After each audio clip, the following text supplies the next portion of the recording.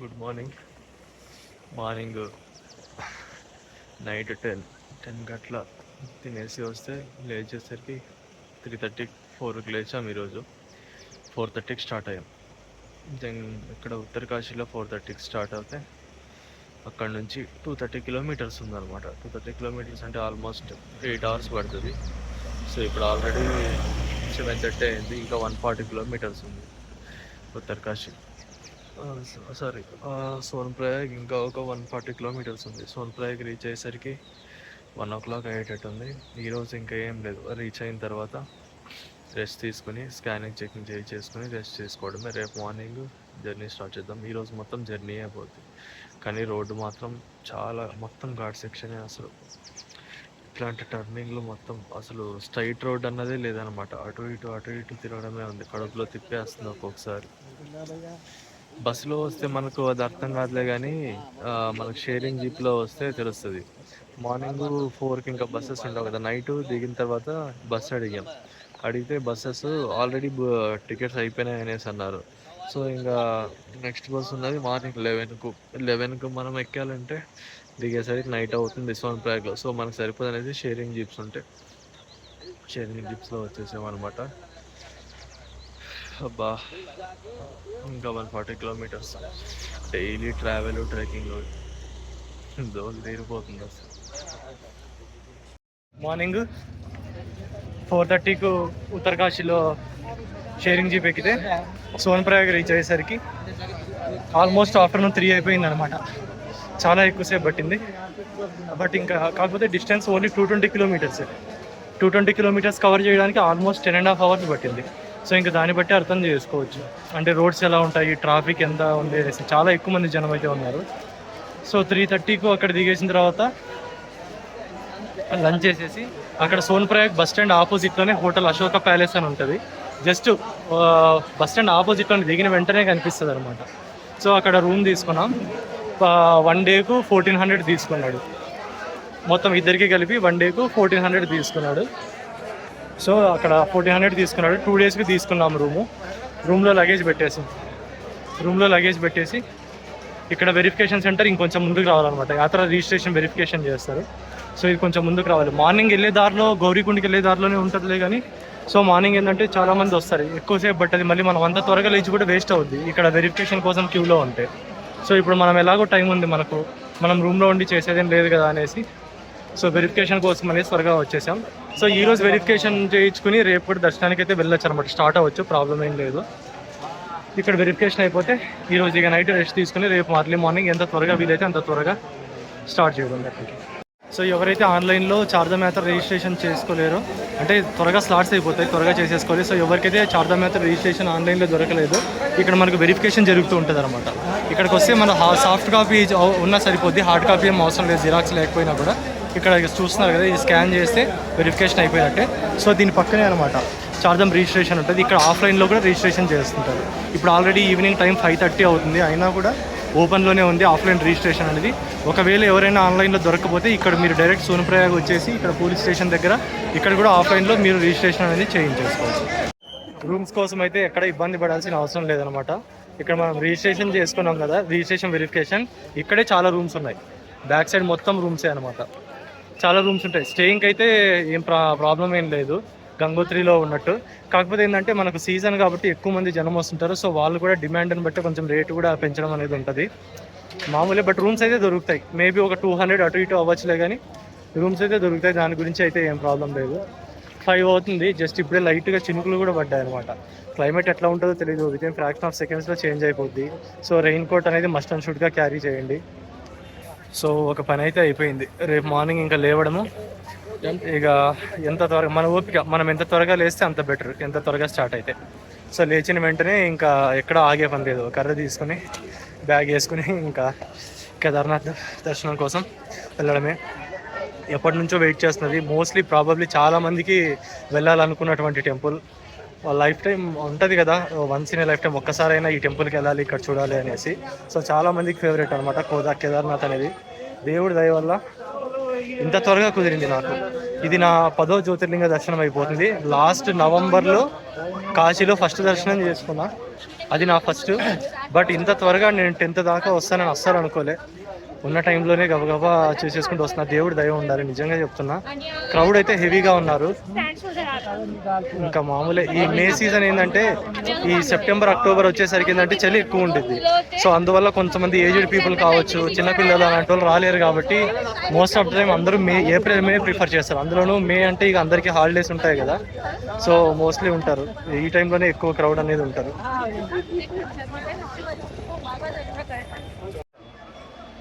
So ఇప్పుడు మనం చూస్తున్నాం ఇదంతా సీతాపూర్ బస్ స్టాండ్ అనమాట. ఇది main Sitapur bus stand. Sitapur bus stand నుంచి జస్ట్ ఒక 500 మీటర్స్ నడుచుకుని వెళ్తే సోన్ ప్రయాగ్ వస్తుంది అనమాట. సో మనకు స్టే కూడా ఇక్కడే దొరుకుతుంది, సీతాపూర్ బస్ స్టాండ్ ఆపోజిట్లోనే. ఇప్పుడు మనం ఉంటున్న హోటల్ పేరు వచ్చేసి హోటల్ అశోక ప్యాలెస్ అనమాట.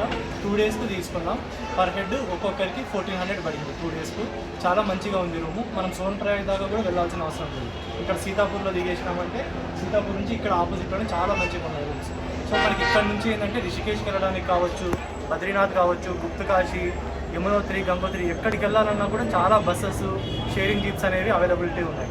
సో ఇక్కడ మనం మార్నింగ్ 4:30కి స్టార్ట్ అయ్యాం. ఇక్కడ ఉత్తరకాశీలో స్టార్ట్ అయితే షేరింగ్ జీపు ఇక్కడికి వచ్చేసరికి ఆల్మోస్ట్ ఆఫ్టర్నూన్ 3 o'clock అయిపోయింది. సో డిస్టెన్స్ అనేది చాలా తక్కువ, అరౌండ్ 230 కిలోమీటర్స్ ఉంటుంది అంతే. బట్ మనకు టైమింగ్ టేకింగ్ ఎందుకంటే మొత్తం ఘాట్ సెక్షనే అనమాట. చాలా ఘాట్ సెక్షన్ ఉంటుంది. అందులోనూ ఈ మే సీజన్లో కొంచెం జనం ఎక్కువ రావడంతో రద్దీ కూడా ఉందన్నమాట. సో ఎవరికైతే వామిటింగ్ సెన్సేషన్ ఇలాంటి ప్రాబ్లమ్స్ అయితే ఉంటాయో సో వాళ్ళు కొంచెం చూసుకొని జాగ్రత్తగా ప్లాన్ చేసుకోవడం బెటర్ అనిపిస్తుంది. సో ఇదనమాట. ట్రావెల్ టైం అయితే చాలా పడుతుంది. బట్ బస్ తీసుకుంటే ప్రాబ్లం ఏంటంటే బస్సు వితిన్ బడ్జెట్లో అయిపోద్ది కానీ బట్ టైం ఎక్కువ తీసుకుంటుంది. షేరింగ్ జీప్సే మనకి చాలా లేట్ అవుతున్నాయి. ఇంకా బస్సు అయితే మేబీ మేము ఈరోజు అర్ధరాత్రి రీచ్ అయ్యే వాళ్ళము. సో మనకేంటంటే వితిన్ ద ప్లాన్లో అనుకున్న టైంలో రీచ్ అవ్వాలి కాబట్టి ఆ టైంకి ఏది దొరికి అలా స్టార్ట్ అవుతున్నాం. ఇప్పుడే వర్షం కూడా స్టార్ట్ అయిపోయింది. ఆల్మోస్ట్ ఈవినింగ్ 6 o'clock అయింది. ఇక్కడ ఆల్మోస్ట్ 7-7:30 దాకా లైటింగ్ అనేది అయితే ఇలానే ఉంటుంది అనమాట. మార్నింగ్ కూడా చాలా త్వరగా తెల్లారి కొద్ది 5 o'clock వర్షం స్టార్ట్ అయింది. సో రేపు మనం మార్నింగ్ స్టార్ట్ చేస్తాం అనమాట ట్రెక్కింగ్. ఇప్పుడే మనం అక్కడికి వెళ్ళి వెరిఫికేషన్, మనం యాత్ర రిజిస్ట్రేషన్కి వెరిఫికేషన్ చేయించుకుంటాం కదా, అక్కడికి వెళ్ళి వెరిఫికేషన్ అనేది చేయించుకున్నాం. రేపు మనం మార్నింగ్ డైరెక్ట్ ఇక లేవడమే, ఫ్రెష్ అప్ అయిపోయి లేదంటే అక్కడ మనకు తప్పకుండా ఉంటుంది గౌరీకుండ, అక్కడ కూడా స్నానం చేయొచ్చు. లేచిన వెంటనే ఇక్కడ నుంచి గౌరీకుండ 5 kilometers ఉంటుంది. సో మనం 5 kilometers దాకా షేరింగ్ జీప్స్ అనేవి అవైలబిలిటీలో ఉంటాయి. అక్కడ దాకా మనం జీప్లో వెళ్ళి అక్కడ నుంచి 22 kilometers ట్రెక్కింగ్ అనేది ఉంటుంది. సో అక్కడ నుంచి మనం ట్రెక్కింగ్ స్టార్ట్ చేయడమే ఇంకా మీకు.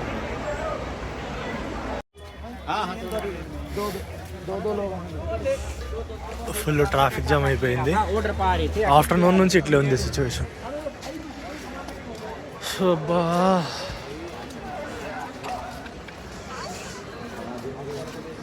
ఫుల్ జనం ఉన్నారు.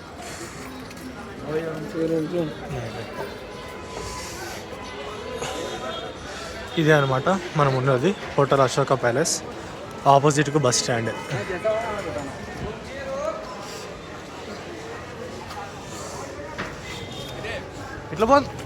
ఇట్లా పోంరా. ఈ చెప్పులు స్లిప్ అయిపోతున్నాయి మా చైకి.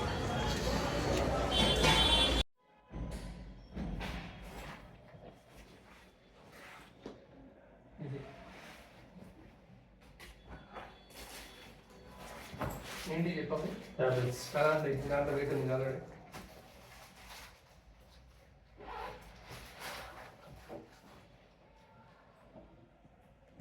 టీషర్ట్ ఇవన్నీ పెట్టేసుకుంటా. టీషర్ట్స్ ఎక్కువ తెచ్చేది చూసావా, నేను చెప్పాను కదా నీకు టీషర్ట్ ఎక్కువ తెచ్చుకోగలుగుతాను. లిటరల్లీ నేను చాలా వర్క్ స్టార్ట్ అయినప్పటి నుంచి బట్టలు కొనడం మానేసాను. కొత్త బట్టలు. ఏదైనా ఇంపార్టెంట్ పెళ్ళిళ్ళు ఇట్లాంటివి ఉంటే ఇక కూర్చుంటాం. రికార్డ్ చేస్తున్నావు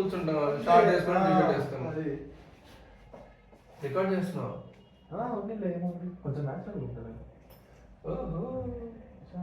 అలా అంటావా? సిగ్నల్ రావట్లేదు రా రూమ్ లో. ఇదంతా ఓకే కానీ ఓకే కానీ అది ఓకే ఏం తక్కువైంది అదే అడుగుతున్నాను. ఏం కాదు. నైట్ ఇదే తల కింద వేసుకొని పడుతున్నాను తెలుసా గంగోత్రిలో. నేను తల కింద అసలు ఏం వేసుకోలేదు. అవును మర్చిపోయింది. ఎండంతా కూడా జర్నీలో ఉన్నాం కదా మనం గంగోత్రి నుంచి. మొన్న నైట్ పడుకున్నావు కదా. నేను పడుకోలే. ఆ రోజు నైట్ పడుకోలేదా డార్మెటరీలో? ఆ రోజు పడుకున్నా. నిన్న నైట్ పడుకోలేదు. రూమ్ తీసుకుంటా.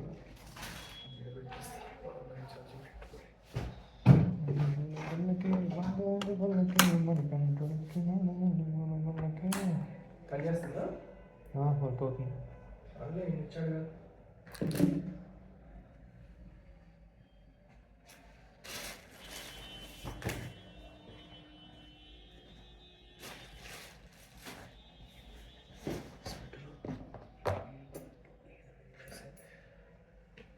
చెట్టు మచ్చా ఇంకా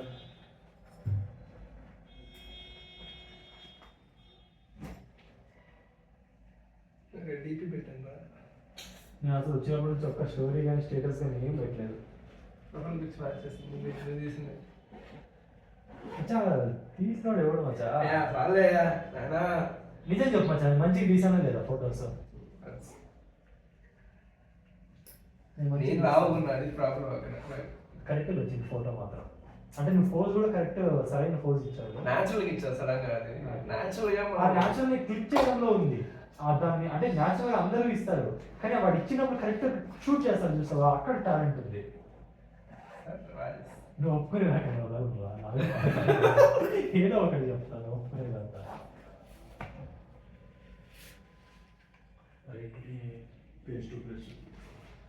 ఎందుకు ఈ బ్యాగ్ వేసుకొచ్చాను సరిపోద్ది. అది అవసరం. ఫేస్ వాష్ నా దగ్గర ఉంది. వాడుకోవచ్చండి ఆడుకో. దాంట్లో ఉంది. అయితే పేస్ట్ బ్రష్ పేస్ట్ బ్రష్ చేసుకుంటాను. చెప్పాలంటే బ్రష్ ఒకటి చాలు. పేస్ట్ కూడా నాకు చిన్న ట్యూబ్, అందుకే నేను బెస్ట్ ఉన్నా. ఏంటండి పేస్ట్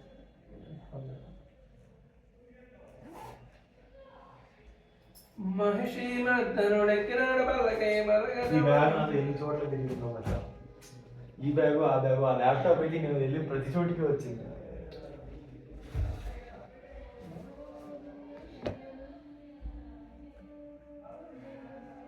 అంటే మార్నింగ్ లేవడం, స్నానం చేయడం, వేసుకోవడం, మంచిగా టవర్ ఆగేయడం, ఒక టవర్ పెట్టుకోవడం.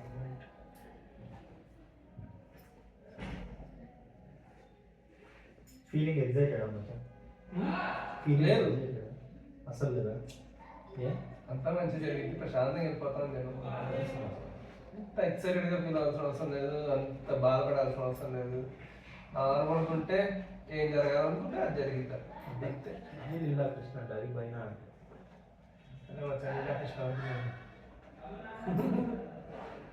బైనా అన్నప్పుడు నాకు బీబీఏ గుర్తొస్తాయి. పైన క్యాంపస్ అంతా కూడా సిద్ధయ్య అన్నాడు నన్ను. ఇన్ని పేరు కూడా గుర్తుంది. అదే అంటున్నాను.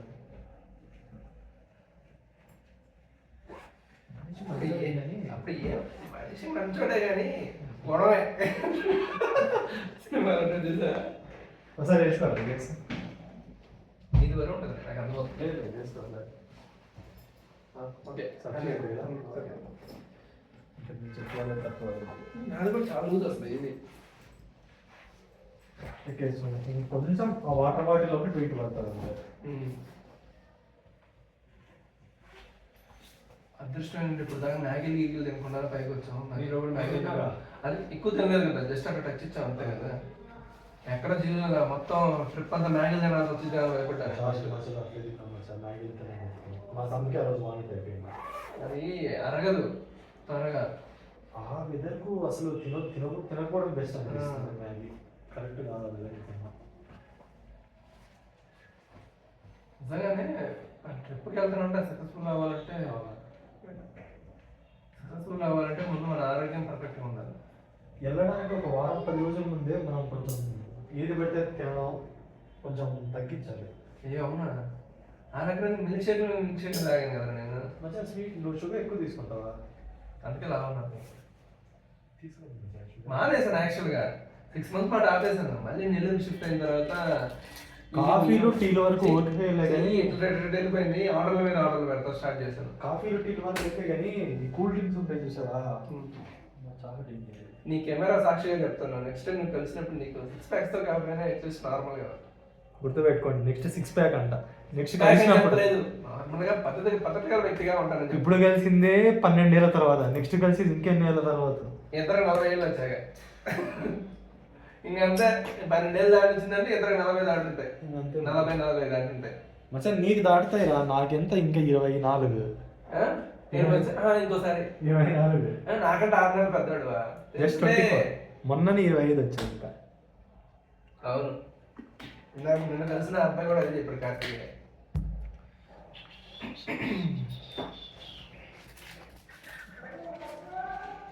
కేదార్నాథ్ డస్ట్బిన్ పెట్టలేదు కదా. ఇట్లా ఫైనల్గా ఇప్పటి నుంచో వెయిట్ చేస్తున్న కేదార్నాథ్ ట్రిప్ చాలామందికి ఒక్కసారైనా వెళ్ళాలని ఉంటుంది లైఫ్లో. ముఖ్యంగా ప్రముఖమైన లీలాకృష్ణతో కలిసి రావడానికి నాలాంటి గొప్ప వ్యక్తితో వస్తున్నందుకు వీడెంత అదృష్టవంతుడు, ఏ జన్మలో ఏ పుణ్యం చేసుకున్నాడో నాతో పాటు కలిసి వస్తున్నాడు. రాసి పెట్టుంది వాడికి, ఏం చేద్దాం, అంతే. నన్ను కలవాలి రా ఏరా అంటే అందుకే మరి మెసేజ్ చేశారు అప్పుడు. అరే నీ మాటల్లో చెప్పరా ఏమైనా ట్రిప్ గురించి ఒక 2 మాటలు. ఎలా అనిపించింది 3 days? How you feel these 3-4 days? నాకేం పెద్దగా అంటే నేను అన్నిటికీ న్యూట్రల్గా ఉంటాను. చాలా వరకు వేటికి ఎక్కువ ఎక్సైట్ అవ్వను కాబట్టి. కాకపోతే సడన్ గా మన దగ్గర ఉన్న కొండలకి ఇక్కడ ఉన్న కొండలకి చూస్తే ఇదేంద్రా బాబు అనిపించింది. అసలు మనకు కొండలు కాదనిపించింది. మన ఏదో కొండలే కాదు అసలు, ఈ వర్కేదో కాళ్ళ మీద చిన్న బొబ్బ కడితే ఎట్లా ఉంటది అలా ఉంటాయి మన ఇక్కడ. అలాంటివి కాదు, ఒక్కొక్కటి క్యాన్సర్ గడ్డలు సైకిల్ ఉన్నాయి అసలు. కానీ వర్త్ ఇక్కడ ఓన్లీ థింగ్ ఏంటంటే కొంచెం ఎవరికైనా మౌంటైన్ సిక్నెస్ అని చెప్పాను, కానీ ఘాట్ రోడ్లో వెళ్ళే వాళ్ళకి వామిట్లు గేమిట్లు సెన్సేషన్లు ఎక్కువ ఉన్న వాళ్ళైతే, ఎస్పెషల్లీ కార్ జర్నీ పడిన వాళ్ళు ఉంటారు కదా, అట్లాంటి వాళ్ళు ఈ ఘాట్ రోడ్ లో తిరిగారంటే ఇంకా అస్సామే అనుకుని చెప్పొచ్చు కొంచెం. ఎందుకంటే అలాంటివి జరిగినప్పుడు ఆల్మోస్ట్ ఒక ట్రిప్ అంతా పర్పస్ లేకుండా పోద్ది. మన హెల్త్ గురించి ఆలోచిస్తాం ఎక్కువ మనం వెళ్ళిన ట్రిప్ కంటే కూడా. ఆ టైంలో ఏం బ్రెయిన్ కూడా పని చేయదు. సో బెటర్ ఏంటంటే కొంచెం వాటన్నిటికీ ఆలోచించుకొని ముందు జాగ్రత్తలు తీసుకొని అన్ని ప్లాన్ చేసుకొని కడుపుని కొంచెం ఖాళీగా పెట్టుకొని ప్రశాంతంగా జర్నీ చేస్తే సక్సెస్ఫుల్గా అయిపోతుంది.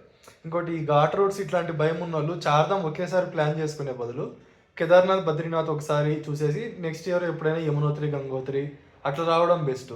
ఎందుకంటే అన్నీ ఒకేసారి అంటే కొంతమందికి ఓకే 2-3 days దాకా బాగానే ఉంటుంది, తర్వాత కంటిన్యూగా జర్నీ చేస్తూ రెస్ట్ లేకుండా ఉంటే ఎక్కడో చోట హెల్త్ ఎఫెక్ట్ కొడుతుంది. కాబట్టి అట్లాంటి వాళ్ళు ఏదో ఒక 2 ప్లాన్ చేసుకుని మిగతా 2 మళ్ళీ ప్లాన్ చేసుకున్నా కూడా మంచిగానే ఉంటుంది. అట్లా అన్నిటికంటే ముఖ్యంగా ఏంటంటే ఇలాంటి ట్రిప్లకి వెళ్ళేటప్పుడు ఒక యూట్యూబర్ని మళ్ళీ ఒక ట్రావెల్ గైడ్ లాంటి పెద్ద వ్యక్తులు, ముఖ్యంగా సురేష్ లాంటి పెద్ద వ్యక్తులను తీసుకుని వెళ్తే మీకు చాలా ఉపయోగపడిద్దని చెప్పాలనుకుంటున్నాను. ఎందుకంటే మీకు ఇప్పుడు అర్థం కాదు ఏముంది అనుకుంటా, కానీ ఆఫ్టర్ ఒక 3 to 4 years 5 years తర్వాత ఆ రోజు సురేష్ గారు లేకపోయిందంటే మనకి మెమరీస్ ఉండేవా అనిపిస్తుంది. అది అట్లా ఉంటుంది మరి మొత్తం. సో ఫైనల్గా రేపు మార్నింగ్ ఎప్పుడు ఈ ప్లాన్ అయితే అసలు ఎప్పుడెప్పుడు కేదార్నాథ్ వెళ్తామా, ఎప్పుడు రిజిస్ట్రేషన్స్ ఓపెన్ అవుతాయి, ఆ టెంపుల్ ఎప్పుడో ప్రతి ఒక్కటి ట్రాక్ చేసుకుంటూ ఉన్నాం అనమాట. అంటే ఆ ఎగ్జైట్మెంట్ ఉంటుంది కదా వెళ్ళాలి చూడాలి అనేది. సో ఫైనల్గా రేపు మార్నింగ్ ట్రెక్కింగ్ స్టార్ట్ చేయబోతున్నాం. ఇన్ని రోజుల వెయిట్, ఇన్ని రోజుల నిరీక్షణకు రేపటితో తెరదించబోతున్నాం. రేపు మార్నింగ్ అంతా సవ్యంగా దేవుడి దయ వల్ల జరిగి రేపు మార్నింగ్ త్వరగా ట్రెక్కింగ్ స్టార్ట్ చేసి కుదిరితే రేపు ఈవినింగే దర్శనం అయిపోతే ఇంకా మంచిది. టెంపరేచర్ అయితే ప్రజెంట్ అక్కడ 2 degrees 3 degrees ఉన్నట్టుంది. కంఫర్టబుల్. గంగోత్రి కూడా అంతే, ఆల్మోస్ట్ 3-4 అంతే అట్లనే ఉన్నింది అది కూడా. సో మనకైతే పెద్ద ప్రాబ్లం అవ్వదనేసి అనుకుంటున్నాం. వర్షం ఒకటి ఎక్కువ వెళ్ళే దారిలో పడవద్దు, దారి మొత్తం మళ్ళీ బురద అవుతుంది అదొక్కటి. ఇంకా ఓకే, ఇంకంతా దేవుడి దయ ఉంటే రేపు ఈవినింగ్కే దర్శనం అయిపోయి హారతి చూసుకొని ఎల్లుండి కూడా రిటర్న్ వచ్చేయచ్చు. రేపు ఎల్లుండి ఈవినింగ్ కల్లా రిటర్న్ వచ్చేస్తే ఇక్కడ నుంచి మళ్ళీ తిరిగి నారాయణ వెళ్ళే అదృష్టం కూడా దొరుకుతుంది అనుకుంటున్నాం. చూద్దాం. మంచిగా ట్రిప్లకి వెళ్ళే వాళ్ళు మాత్రం ముఖ్యంగా కూడా గుర్తుపెట్టుకోండి, అందరికి ఓపిక ఉండాలి. అది ఓపిక లేకుండా ఏది జరగదు. ఒక్క రోజు కూడా వెళ్ళలేరు. ముఖ్యంగా ఈ చార్ధామ్కి ఇట్లా వచ్చినప్పుడు ఒక్క రోజు కూడా ఉండలేరు. అంటే first of all food compromise అవ్వాలి. ఎస్పెషల్లీ మన ఇంట్లో దొరికినట్టు ఫుడ్ దొరకదు, సౌత్లో దొరికిన ఫుడ్ ఉంటుంది కానీ అక్కడ ఉన్నంత టేస్ట్ కానీ అక్కడలాగా అయితే ఎక్స్పెక్ట్ చేయదు. ఏదో ఫార్మాలిటీకి తిన్నామంటే సౌత్ ఫుడ్ తిన్నాం, మీ అదృష్టం బాగుండి మంచిగా ఉంటే మీ లక్ అనుకోవాలి, కానీ ఎక్స్పెక్ట్ అయితే చేయొద్దు. ఏదో ఒకటి తినాలి, కొంచెం కడుపు తిప్పకుండా లైట్గా తినాలి. కుదిరితే ఈ ఓఆర్ఎస్లు ఇవి రెగ్యులర్గా తాగుతూ ఉండాలా, పోతుండాలా. ఓపిక ఉండాలి. ఓపిక లేకుండా ఇంకెంతసేపు జర్నీ, ఇంతసేపు నడవాలా ఇట్లా అనుకుంటే మటుకు అస్సలు చేయలేరు. చాలా ఓపిక ఉండాలి. మనకు కాదు, ఇంకా నేను చూస్తున్నా కదా ఇక్కడ 50 years 60 years వాళ్ళు కూడా, ఈవెన్ లేడీస్ కూడా ఎంత ఓపికగా నడుస్తుంటారు, ఎంత ఓపికగా వస్తుంటారంటే వాళ్ళని చూసినప్పుడు అనిపిస్తుంది అనమాట, ఇంత ఓపిక మనకుంటే ఈజీగా ఏదైనా చేసేయచ్చు అని. వాళ్ళ ముసలోళ్ళు వాళ్ళకి ఎంత ఓపిక ఉంటే మనకి ఎంత ఓపిక ఉంటుంది ఇక ఇట్లాంటప్పుడు. నిజం వెదర్కి తట్టుకోవాలి, కొంచెం బాడీ ఫిజికల్గా మెంటల్గా కూడా కొంచెం ప్రిపేర్డ్ అయి ఉండాలి. అంతకుమించి పెద్ద టఫ్ ఏం కాదు, దేవుడు దయ ఉండాలి అంతే. అన్నీ కలిసి ఉన్నా కూడా దేవుడు మనకి అనుమతి ఇవ్వలేదు అనుకో ఏం చేయలేము. అంటారు కదా శివుడి ఆజ్ఞ లేనిదే చీమైనా కుట్టదని.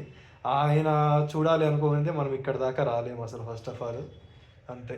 అసలు మీ ఇద్దరం వస్తాం అనుకునేది అసలు ఒక వింత, అసలు వీడిని నేను కలిసిందే 12 ఏళ్ళ తర్వాత, ఇంటర్మీడియట్ తర్వాత. నేను యాక్చువల్లీ ఇంకొక 5 మెంబర్స్ అనుకున్నాము. యాక్చువల్లీ ఇంకొకరి వల్ల ప్లాన్ చేసుకున్నాం, మధ్యలో వాడు డ్రాప్ అయిపోయాడు, ఇంకొక మా ఫ్రెండ్ ఉన్నాడు వాడు డ్రాప్ అయిపోయాడు, లాస్ట్కి మేమిద్దరం మిగిలామన్నమాట. ఏం చేద్దాం, ఇక మేమిద్దరమే కలిసి రావాలని చెప్పి రాసి పెట్టింది. ఇక్కడ కాశీకేమో నేను, సుదర్శన్, కేదారి బ్రో ముగ్గురం. కేదారి బ్రో కూడా అంతే, ఆయనకు నాతో కలిసి రావాలని రాసి పెట్టింది కాబట్టి ఆయన అసలు అన్ఎక్స్పెక్టెడ్, అది హైలైట్. అట్లా వచ్చినాం. ఇంకా ఈ మధ్యలో మధ్యప్రదేశ్, మహారాష్ట్ర, గుజరాత్ ఒకరినే కొట్టేసిన. ఇప్పుడు మళ్ళీ కేదార్నాథ్. నిజంగా మనం అనుకుంటాం కదా, మనము ఎంత ప్లాన్ చేసినా కొన్ని అవ్వవు అనమాట. కొన్ని ఏంటంటే ఇప్పుడు అసలు unexpected. At the end of the day video నేను ఇద్దరే వస్తామని అయితే అస్సలు అనుకోలే. సో ఫైనల్గా మేమిద్దరమే మిగిలాం రావడానికి. ఎంత మెంట్లో ఫిక్స్ అయిపోయి, ఒకవేళ సురేష్ ఎక్కడ హ్యాండ్ ఇస్తాడు, నేను ఒక్కడన్నా వచ్చేద్దాను, ఏదో ఒకటి ఇది వేద్దామని అనుకున్నాను. అసలు దైవేచ్ఛ అనేది ఎలా ఉంటుందంటే, నేను ఎలా వెళ్ళాలరా, ఎట్లా వెళ్ళాలి, రిజిస్ట్రేషన్ ఎలా వెళ్ళాలి నాకు తెలియదు, ఎన్ని తెలియదు, నేను ఎత్తుక్కుంటున్నాను, అందరిని అడుగుతున్నాను, ఎవరు సమాధానం లేదు. ఎందుకో ఏమో మెసేజ్ చిన్న మాట అడిగి సడన్గా సురేష్ వచ్చి అడిగాడు, ఇలా కేదార్నాథ్ వెళ్తున్నాడు, ప్లాన్ చేస్తున్నా వస్తావా అని. ఆ నిమిషం పర్ఫెక్ట్ నిజం చెప్తున్నా, మనం నీకు వెళ్ళాలని నువ్వు 100% నువ్వు ఏదన్నా కానీ నువ్వు ఒకటి అనుకుంటే నీకు ఏదో రకంగా అది సహకరిస్తుంది యూనివర్స్ అనేది. ఏమో శివుడు నన్ను మనోడి రూపంలో అటు పంపించాడు, వాడు అక్కడ వెళ్తాడు, వాడితో పాటు పోరా నువ్వు కూడా నాతో దగ్గరికి అని చెప్పేసి పంపించాడు బహుశా. అలానే అనుకున్నాను. మంచిదేగా ఫైనల్లీ వచ్చాను హిమాలయాస్కి. చిన్నప్పటి నుంచి అనుకుంటా ఉన్నాను రావాలని. ఈవెన్ ఇంకొకటి, ఫస్ట్ టైం వచ్చే వాళ్ళకి ఇంకా ఎగ్జైట్మెంట్ ఉంటుంది చూసేటప్పటికి. ఈ మౌంటైన్స్ కానీ లిటరల్లీ అంటే ఇక్కడ నుంచి మీరు వెళ్ళిపోయినా కూడా కొద్ది రోజులు మీ మైండ్లో ఫ్లాష్ అవుతూనే ఉంటాయి అన్నమాట ఈ మెమరీస్ అని. అంత బ్యూటిఫుల్ ఉంటుంది. హార్డ్ ఉంటుందిలే కానీ అట్ ద సేమ్ టైం చాలా బ్యూటిఫుల్ ఉంటుంది, చాలా ఎంజాయ్ చేయొచ్చు అనమాట. అట్లా ఏంటంటే అంటే ఉండాలి ఓపిక ఉండాలి, ప్రతిదానికి ఓపిక ఉంటేనే అవుతుంది. ఇంకేం చెప్తాం అంతకంటే. సో అంటే ఇప్పుడు మేబీ లైఫ్లో చాలామంది కేదార్నాథ్ 2 times వచ్చిన వాళ్ళు ఉంటారు, 5 times వచ్చిన వాళ్ళు ఉంటారులే కానీ, బట్ మనమైతే ఇంకా ఏమో రేపు పొద్దున మళ్ళీ దేవుడు కనికరిస్తే ఇంకోసారి వస్తామో లేదో తెలియదు. కానీ ప్రజెంట్ ఉన్న మూమెంట్ని అయితే ఎంజాయ్ చేయాలి.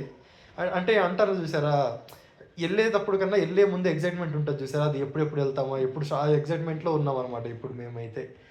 అసలు నిజంగా చాలా అదృష్టం అని చెప్పాలి లిటరల్లీ. దేవుడు దయ అంతే. మనం అనుకుంటాం చూసారా, కొన్ని మనం గట్టిగా డిసైడ్ అయితే అన్నీ మనకు అనుకూలిస్తాయి అంటారు చూసారా పంచభూతాలు. వీడి విషయంలో అదే జరిగినట్టుంది నాకు తెలిసి. అంత గట్టిగా డిసైడ్ అయ్యాడు కాబట్టి ఇంత ఫాస్ట్గా ఇంత అనుకున్న వెంటనే రాగలిగాడు అంతే. మన మనసు మంచిదయ్యి, మనం కరెక్ట్గా మన ఉద్దేశాలు కరెక్ట్ అయ్యి మనం కోరుకుంటే మన యూనివర్స్ మొత్తం మన ప్లాన్కి ఏదో ఒకలాగా హెల్ప్ చేస్తుంది అనమాట. ఇదే కాదు ఏదైనా అంతే, ప్యూర్గా ఉండాలి ఏదైనా కానీ. ఒకటి మోసం చేయాలనే మైండ్ సెట్తో ఉండేదానికంటే కూడా నీకు నువ్వు మంచిగా ఉండి మిగతా వాళ్ళు కూడా ఎవరిని ఏమనుకుండా ప్రశాంతంగా బతికితే హ్యాపీగా వెళ్ళిపోతావు.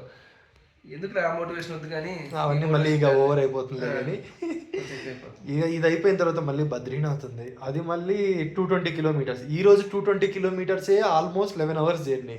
అది మళ్ళీ ఒక రోజు ట్రావెల్కే వెళ్ళిపోతుంది అబ్బా ఇదంతా. అయ్యా క్యాబ్కి దండం అయ్యా, బస్సులు తీసుకెళ్ళండి అయ్యా. నేను వామిట్ రావట్లేదు కానీ ఆ సెన్సేషన్ ఉంటుంది అయినా రాదు, కంట్రోల్ చేసుకుని ఉంటా. అసలు నాకు వామిట్టే చేసుకోను. అలాంటిది ఈ రోజు తిరిగిన ఘాట్ రోడ్లకి ఫస్ట్ టైం లిటరల్లీ. అవును, ఘాట్ రోడ్లు ఎట్లా అంటే దారుణం, మొత్తం ఘాట్ రోడ్డే.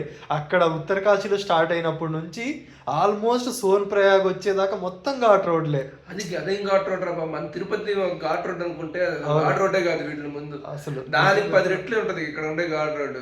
సరే ఘాట్ రోడ్ ఉంది ఓకే పర్లేదు అనుకుంటే, రోడ్డు మరీ నారాగా ఇంతే ఉంటది. ఒక కారు పట్టిద్దేమో, ఎదురు రోడ్ వస్తే ఎజించాలో ఎక్కడ లోలో పడిపోతానో అదొక భయం లాగా ఉంటుంది. మళ్ళీ ఆపోజిట్ 2 బండ్లు వచ్చాయంటే ఇక ఎడ్జ్ దాకా వెళ్ళిపోతాం అనమాట. అదొక భయం. వీళ్ళ డ్రైవర్లకు నిజంగా సలాం కొట్టాలబ్బా. వీళ్ళు డ్రైవింగ్ అసలు ఓయమ్మో వెనక కూర్చొని చూస్తుంటే మాకే అసలు ప్యాక్ అయిపోతుంది వీళ్ళ డ్రైవింగ్ స్కిల్స్కు. అసలు అమ్మ చాలా ప్రొఫెషనల్ డ్రైవర్స్ అయితే తప్ప ఈ ఉత్తరాఖండ్ హిమాచల్లో ఉండే వాళ్ళు మోస్ట్లీ అంతే అనుకుంటా. వాళ్ళు అసలైన రైడర్స్, అసలైన డ్రైవర్స్ అనిపిస్తుంది నిజంగా. యాక్చువల్గా మేము యమునోత్రి నుంచి గంగోత్రికి వెళ్ళేటప్పుడు యమునోత్రికి వెళ్ళేటప్పుడు ఒక డ్రైవర్ దగ్గర దొరికాడు బారాకోట్లో. అతను ఫాస్ట్ అండ్ ఫ్యూరియస్. అతనైతే అసలు వర్షం పడుతుందా పక్క మట్టి రోడ్లు వాడు అందరినీ చేసుకుంటూ వెళ్తాడు, ఎనకలోడు మీద పొరద కొట్టుకుంటూ వెళ్తాడు.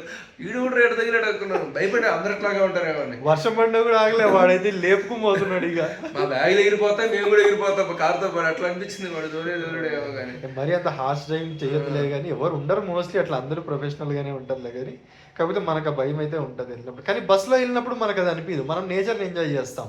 కాకపోతే టైం ఎక్కువ పడుతుంది, అది మాత్రం నిజం. కానీ మనకు త్వరగా అయిపోవాలి అంటే మాత్రం షేరింగ్ జీప్స్, ప్రైవేట్ ట్యాక్సీస్ కూడా ఉంటాయి, మాట్లాడుకోవచ్చు. కాకపోతే కాస్ట్ ఎక్కువ. షేరింగ్ జీప్స్ అయితే కొంచెం త్వరగానే వెళ్తాం, with in budget. Okay, normal బడ్జెట్లో కూడా అయిపోతుంది. అట్లాంటివి బెస్ట్.